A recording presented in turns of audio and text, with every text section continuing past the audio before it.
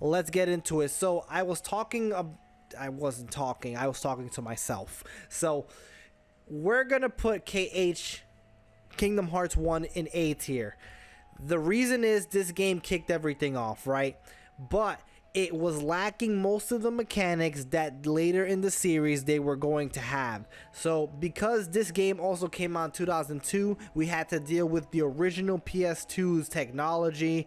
Sony, you know, this is the second console Sony has made, and this was kind of like one of the forefronts of like that entire console series. Like almost everybody who had PS2 had a Kingdom Hearts game, right? And had this one. This was Disney mixed with Final Fantasy, two of the biggest, well, like one of the biggest properties in the world and one of the biggest gaming developers in the world come together, make these games, right? So right now we are going with Kingdom Hearts 1 as an A tier game. Listen, I know a lot of yous will put S tier. I know a lot of yous will probably put B tier. Leave it at A tier. It's not the perfect game. Yes, it started a lot of things off. Good worlds too. We have Wonderland. We've got Tarzan. We've got Alice in Wonderland, which is what I just said, Wonderland. We got Hollywood Town. Jack Skellington fans are out there.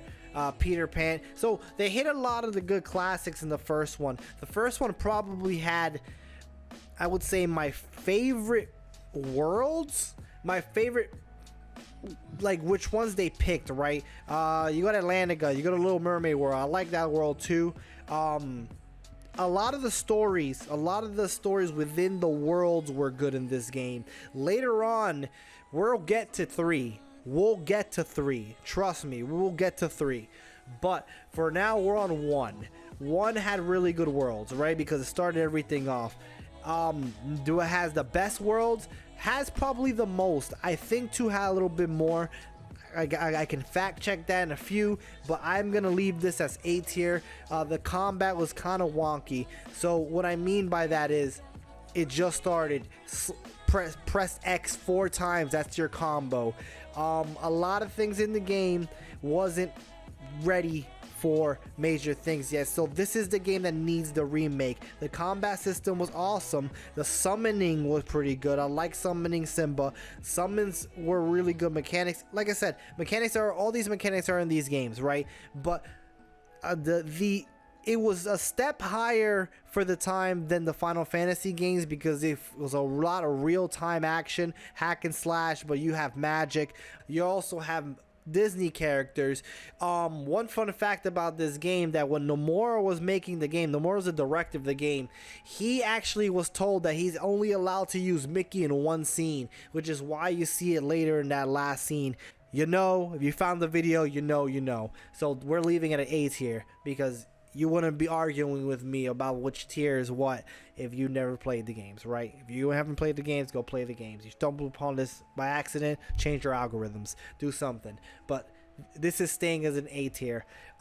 This is the final mix. The final mix did add a little bit more things. It added the cutscene with Xemnas, that fight with Xemnas too, and add a little few more combos and a little bit more abilities. I'm not still putting it in S tier, but we'll leave it at that. If you missed, pretty much, you missed my rant about Chain of Memories between, so I'm gonna tier them both together. The Rechain of Memories and the Game Boy Advance, and I'm gonna do the whole rant again. So the GBA version, the card mechanics was great for the Game Boy Advance. The tech wasn't there. So the card system with pixelized characters, it works. It was fun on the handheld. It was fun on there. As a PS2 game, right after we had KH1 and the PS2 remake came out after KH2, why didn't they just give it the combat system of KH1 and KH2? That is why the remake is getting a D tier and the original is getting a B tier. The Game Boy Advance version. For the Game Boy Advance version, even though you go to the same maps, it's still a pretty good game for a Game Boy Advance.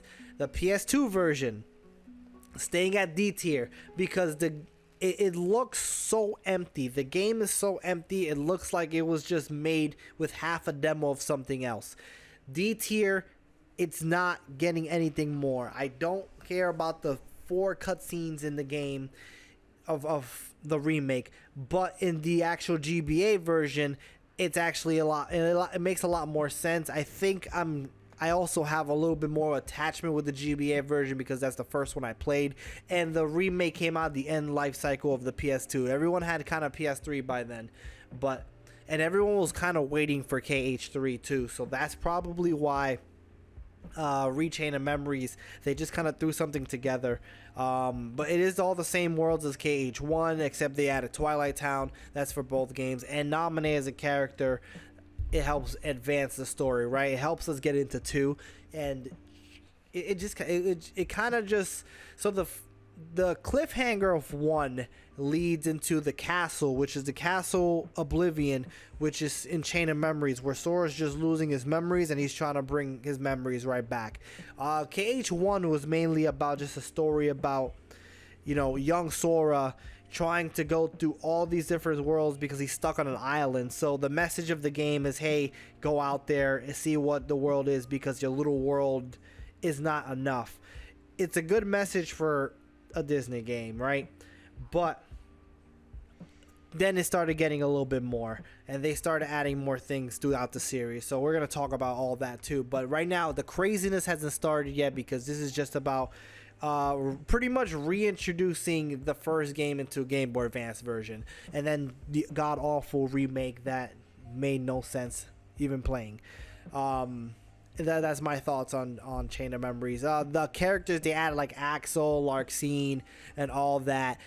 All those characters. The final boss fight was pretty fun. The only thing about Chain of Memories is that it feels like they added just to like make more money on the game, but then they said, you know what, let's just connect it to 2 so that people can buy it and make more money, and they can make more money. But if you didn't play Chain of Memories, it doesn't matter. You kind of get reintroduced of kind of what happens in 2, and that's the next thing we're going to talk to you about. So Kingdom Hearts 2 is an S tier game. The mechanics in the game from 1 to 2 is a massive improvement. The worlds are massive improvements. The combat system is a massive improvement. You have combos, you have magic combos, you have drive forms. There's so much more things they added to this from 1 to 2 that this is an S tier game on its own. Of course, you can play 2 and not have to play 1, because in the second game they actually just reintroduced with his memories coming back. They added Roxas into the game. The first part of the game when you're playing as Roxas, after you've just been excited that KH2 came out and you're wondering where the main character is, threw everyone off, was a big risk, but made Roxas as a character more likable. And then by the end of the Roxas arc, you kind of didn't want to leave Roxas. You kind of wanted to stay as Roxas, and you're wondering why you're playing as Sora again with his upgraded voice with puberty hit. So then you had to get over that Sora sounded a little bit different too. You did. We all did. I was there. So the other things is the worlds. They have Mulan world. That's when they introduced Beast's Castle. Timeless River was kind of like the 1920s Mickey Mouse. You go to Olympus Coliseum. There's a lot of good worlds in here. You go back to a couple of them. The Lion King world was absolutely awesome. A lot of things that they did in this game was they started adapting the worlds with Sora as his character design. Like when he goes to the Lion King's world, he turns into a lion. You go Timeless River, your Halloween Town. They got a little bit into more of just adapting the character's design into the world, right? On top of that, they added more layers from 1 to 2. So Kingdom Hearts 1 it was the beginning of Heartless, and you had Ansem and all that. What I liked is that they added these new enemies called like nobodies, right? But it did start to get a little bit more crazy, because it's like they tied Sora becoming a Heartless into, hey, he has a nobody, and that's who Roxas is. Yeah, we've all played the games, right? Don't go play the games if you really want to finish this tier list, because I've got some critiques to say. Even though The last fight with them, this was awesome. When you use Sora and Rico is great. Like, this is S tier game to the max. The drive forms are great. Summons were a lot better. S tier to the max, and I'll come back and talk about more. This is the final mixed version of KH2, and this is superior to the final mixed version of KH1. They added so much more things. They added the extra bosses at the end of the game when you can, they're all hard fights, right? They added the Terra fight, which is one of the hardest freaking difficult fights ever in gaming. I don't care what you say. That fight was excruciatingly stressful, but once you got it done, you got it done. New enemies, you got new abilities, you got another drive form. It's like the just regular. You have two drive forms, I think. You go through from KH1 design, and then I think you get a green. You get the green thing too. And my memory is, not the best, as you guys know on my other tier list, but it's 2005, 14 years ago, because they added a lot more things in this one. Critical mode, that was the critical thing that I'm glad they added in there. They gave you the secret endings. All the games have secret endings. There's a lot of things they added in Final Mix, and that's why these two games are S tiers, because it's the same game. One is better than the other. Final Mix, KH2, S tier. Leave it at that. Recoded, get this garbage out of here. F tier. I said in my earlier recording, the D tier, I rethought it. This is trash. F tier, don't even play this game. Just watch the one cutscene that doesn't do anything to advance the story. This was a mobile game in Japan that they threw as a DS game. It's absolute garbage. There's no reason to play this game ever. That's why they re-released it as a movie and never brought it back. It's just pointless. Unlike that one, they remade this game into a movie too, but for a different reason. Kingdom Hearts 358 over 2 days is a good story. It's an amazing story. The game as a DS game was great too. That's why I'm leaving it as C tier. The only difference is the pacing. There you go. That's the word I'm looking for. The pacing of this game could have been better, because what you do is you go to like these old worlds and you are just like doing just missions and just pointless. It kind of seems like pointless fighting, but they're trainings, right?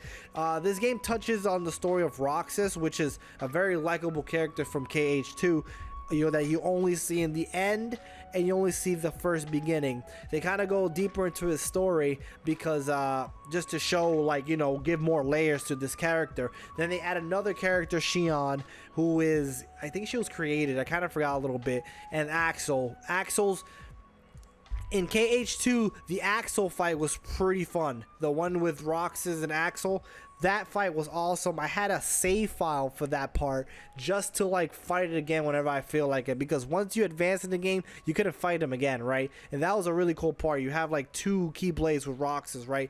And I forgot, there's a couple of things. Sometimes I'll go back to these games, right? So in KH2, the actual dynamic between Roxas and I said her name earlier. I forgot. Starts with the N.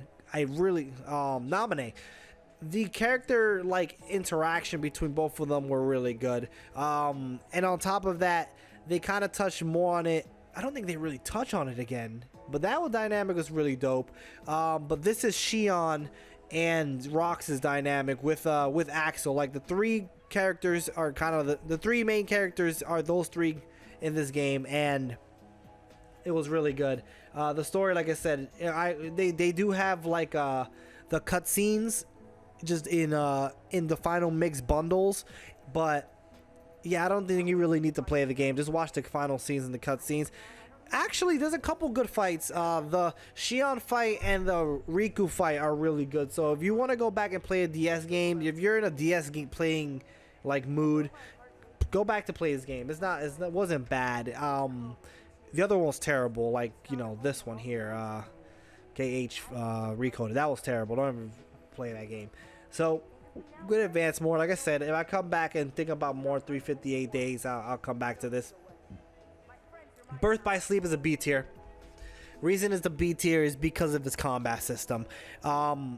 other than that, the story is probably my second favorite story of the game, and the combat system, it could have been a little bit better. So for a PSP game, it's probably my most memorable PSP game, right? But we already had two. They could have just kept the command system of two and just gone with the combat from there, right? But it seems like they tried to mix the Chain of Memories combat with the like KH1 combat, right? The staleness of the fights, it was just lacking combos, but you had to like make your own combos with like a deck of like a menu deck, and it's just the combat's not my favorite, but the story between these three, once again, a three. So in all these KH games, there's always like three. You've got the main character, which is Sora. You've got Kairi, and you've got Riku, and then there's the other three from the ones I just previously said. And then you have these three, which is Ventus, Terra, and Aqua, which are the original three Keyblade holders, right?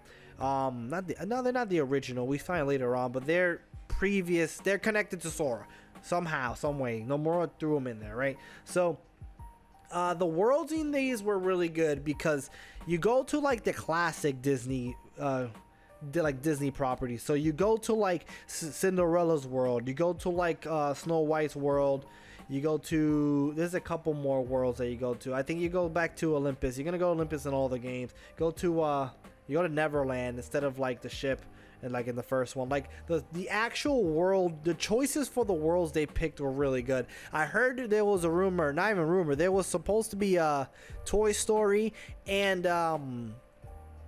Jungle Book in them, but they just didn't make it to the final cut. And you know, the Jungle Book level would have been pretty good, but it just didn't make it.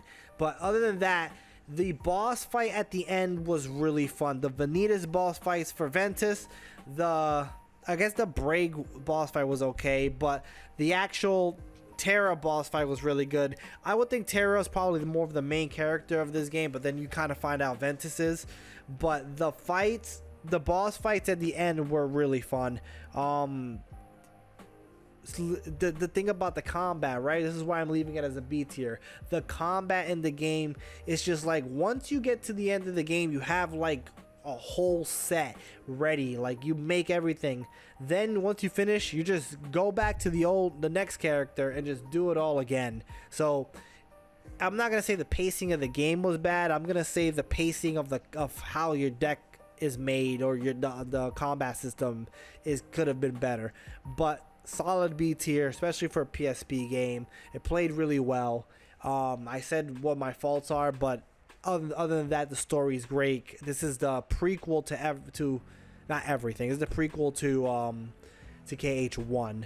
So take that as it is. Final mix. Now I know I would put these as B tier because it's the same game. So when I'm tiering the final mixes, I'm tiering of the amount of upgrades they did, right? So like, if I already had bought Birth by Sleep, why would I buy Final Mix, right? And I don't think the Final Mix really added enough. So I'm going to put it as D tier. The Final Mix for Birth by Sleep is D tier because it didn't add enough that it should have.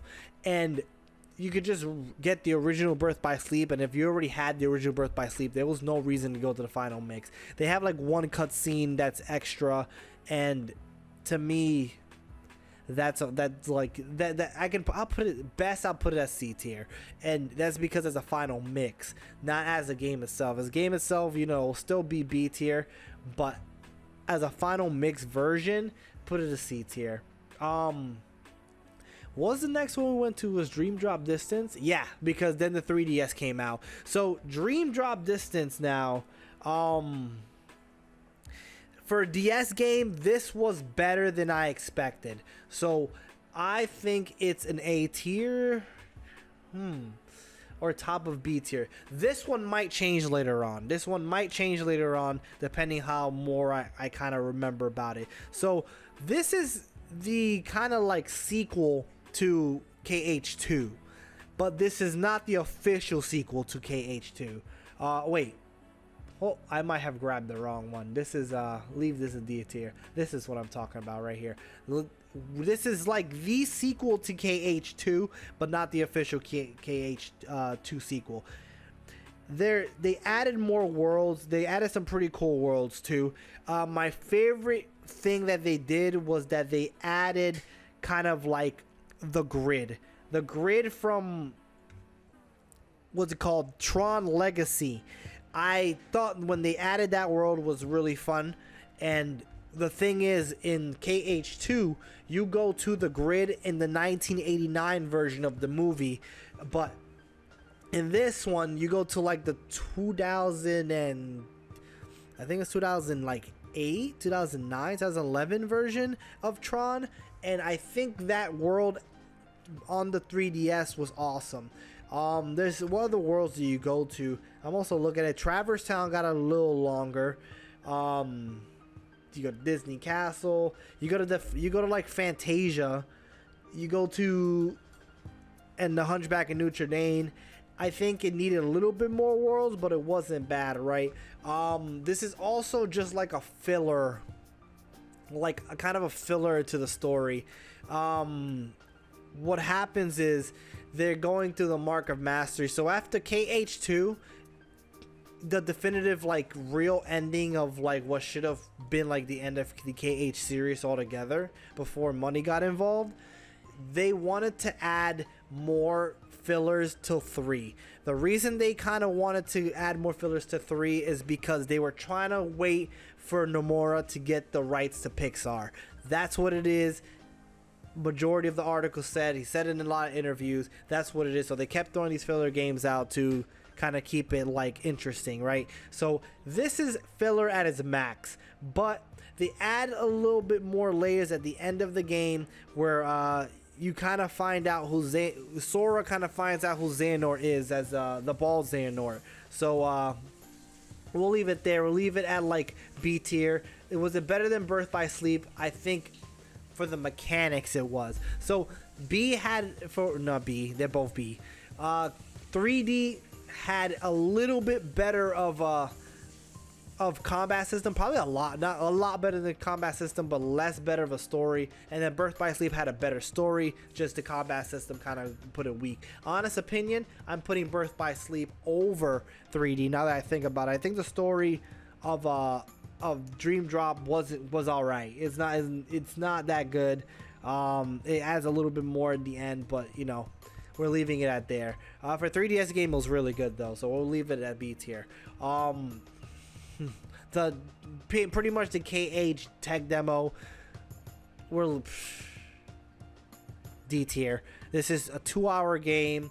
I can't remember if they actually sold this as a $60 game. I can't remember. Oh, I think what they did was they bundled this together with the Dream Drop Distance remaster, not remake, the remaster. So leave it at D tier. It was a pretty cool tech demo for what's to come. The mobile, this is the first mobile game. This is Backcross. What was it called? Back cover. Where are we leaving at this at? D tier? Nah, so I think the back cover had the better stories, right? I think the best stories was the back cover. I'm not gonna put it at B tier because this one also got turned into a movie, and it got turned into a movie, and the movie was actually better than playing the game. I know the last two, like the other ones that got turned into movies, Recoded was just the movie. Don't even watch the movie either, or the little thing. It's an F tier. Just forget it exists. F for forget it exists. See, the Rocks is one I say, like, yeah, like if you want to go back and play a DS game, it's a really good game for a DS game, as graphically too, because they kind of pushed the DS to its limits there. It looked like it played like a PS2 game. But the back cover, the actual movie, just watch the movie. You don't really have to play the mobile game. So since we're kind of tiering the game here, I put it as a D tier, high D tier. because the movie itself was better. This is kind of goes to prequel everything. This is the prequel of the entire series. The other one, Birth by Sleep, was the prequel to KH1. This is the prequel to the entire series. We'll leave it at that. Alright, so I'm trying not to make this tier list long, but then again, the long ones are awesome because, like, if you've got like nothing to do but just to listen to this, you're gonna hear me rant about 3. That's what this is pretty much. So KH3 itself, this game's pacing was what is going to determine this as either a high C tier or a back of B tier. And the reason is because this game had so much hype going behind it. It was ready. It was, there was 14 years from 2005, I think, to 2019. This game was very hyped as a for 14 years. And right now, thinking about it, it was very overhyped. But the game isn't terrible. Let me just say why. The combat system is fantastic. This is the best combat KH game ever made. Combat system alone. The combat system alone is probably what's moving it to highest B tier. Perfect. Even a lot of people don't like the attraction summons. The attraction summons were pretty good too. Especially when playing critical mode. Jesus Christ. So, the worlds. Let's start off with the worlds. I'm looking at the worlds right now while I'm doing the tier list. You have Olympus, which you go right back to, and they kind of expanded and actually start telling the Hercules story. You got Twilight Town, which they shrunk and minimized to a little point. So in KH2, you have Roxas's story that you're in Twilight Town, and you're in Twilight Town sometimes with Sora. That world is more expansive than 3. Twilight Town is just some little square. You can't even go throughout the whole world. So, Toy Box. Toy Box is Toy Story, which you go to a very decent amount of the game, and you're just stuck in the, what's it called? In the toy store. The toy store is pretty big. I don't like the boss. The final boss just, it felt, I wish you like fought Zorg or something, but that's no. The Tangled story, they did really good. I'm not gonna lie, the Tangled world was fantastic. They did the story good. The actual cutscenes look like the movie. Like any of those little, I don't think it's Pixar, I think it's actual Disney, but that was really good. Monstropolis. So for Pixar to be in the game, they had to like make them as sequels, right? So that they kind of made like part 2 of all these Pixar movies. So for that alone, we can leave it at B tier still. Frozen, you sang the song even when the game played. It was good. I think this is what drives it to an A tier though. So I'm looking at the worlds right now. That's why I'm kind of making sure, because this is very controversial of where I tier this, right? I will put it at the back of A because the Pirates of the Caribbean world and the San Francisco world were so good that just those 2 worlds feel like a game in itself. I think that now that I think about it, this game is an A tier for the combat system and for these 2, actually 4 of these worlds, 4 of these worlds, right? But the thing is, it's not an S tier. You know what? Top of B tier. Is not an A tier and is not an S tier because the pacing of the story was kind of bad. All these extra Disney worlds got in the way of the story. By now we don't really need Disney in these games. We don't. Like before the game needed to start up, you would put the Disney worlds, Disney characters. Don't need by then KH has his own character developed, like all these other stories that I kind of already tiered. we already have built in KH story that we didn't need. We don't really need the Disney characters, but now at the point Disney owns these characters, so you have to have Disney in the game. Final Fantasy's characters were not in it, so it's still better than Birth by Sleep, but it's not an A tier game. Still a B tier game. KH2 and KH1 Final Fantasy inclusions were amazing. When you fight Cloud in Olympus, that is fantastic. That is why is the top of it's just the only A tier KH game right now. So the other three, I will talk about these other three, but the KH1 is the only A tier game, and then S tier is KH2. But the fighting Sephiroth, the boss fights in the Olympus, fantastic. Even for the first game in the series, fantastic. KH2 added Sephiroth and Cloud's story a lot better, because the Final Fantasy characters are fantastic in Kingdom Hearts 2. That war in the middle of the game where you fight the Thousand Heartless and then all the characters come here to fight, that is S tier to the max. There are really good moments in KH2 that why is S tier. KH3's moments all happen at the end. The best moments in the game all happen in one world. It is the last act in the game, and it takes a while to get there because you have to go through all these. The Pirates of the Caribbean world was, I'm telling you, it was a very, very good world. So it was also in part 2, but in part 3, Nomura said this is his favorite movie, and he showed it. This world is beautiful in this game. San Francisco, great world. So the worlds in here are more expansive. The graphics are fantastic, but the pacing of the game is absolutely atrocious. There's a lot more things they could have added into 3 that would have made it better.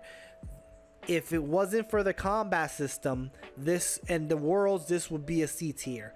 But top of B tier is where this game deserves to be, mainly because of the worlds that I mentioned, and the combat system is absolutely fantastic. I wish I could give it an A tier, but the pacing was just that bad to me. Now, Remind as a DLC is a D tier.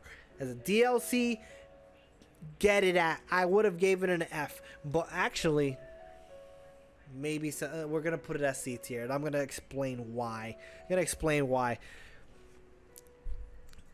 The fight at the end when you're fighting Yozora, absolutely challenging. It's fun. I still haven't beat it to this day. It is an amazing fight. The other 12 bosses read like the Organization 13 fight.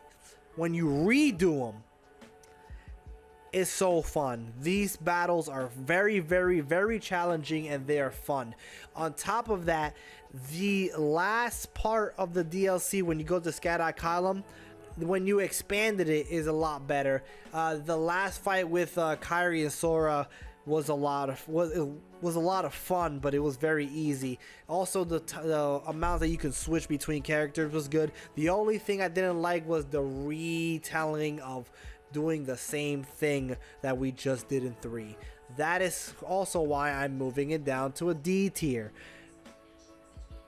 The boss fight, it would have been an F tier if the boss fights of Yozora wasn't so good, and the ending oh my god, put it back to C tier, because the ending of Remind was fantastic. This is leading us to KH4, which KH4 looks like it's going to be probably, if I was to say, if they don't drop the ball, if Nomura learn from his lessons from the pacing of 3, which it looks like he is, because I'll tell you why when I get to the last game I tier. And it seems like it's going to be a great game. It might be as good as 2, but just off a trailer, I can't say that. Yeah, by now we got a lot of other KH3 trailers we would have gotten before. We still only got one trailer, so it doesn't seem like it's coming out for any long time. But anyway, 3 is staying at B tier. That's the best we can do. And so Remind is saying, I'm being generous and putting it at the end of C tier, only because the Yozora fight, that whole ending last part, Yozora fight of him going, spoilers, it seems like they're going into the real world, and it looks great, right? It looks great. So Melody of Memories, you like rhythm games? Awesome. I don't. Put that in F tier. If I wanted to hear music, I have YouTube. All these songs are on Spotify. You want to hear them, listen to it, and start typing on your keyboard. That's it. There's one cutscene that you need to care about. Go on YouTube. Especially this game came out in 2021. Go on YouTube. Watch the game.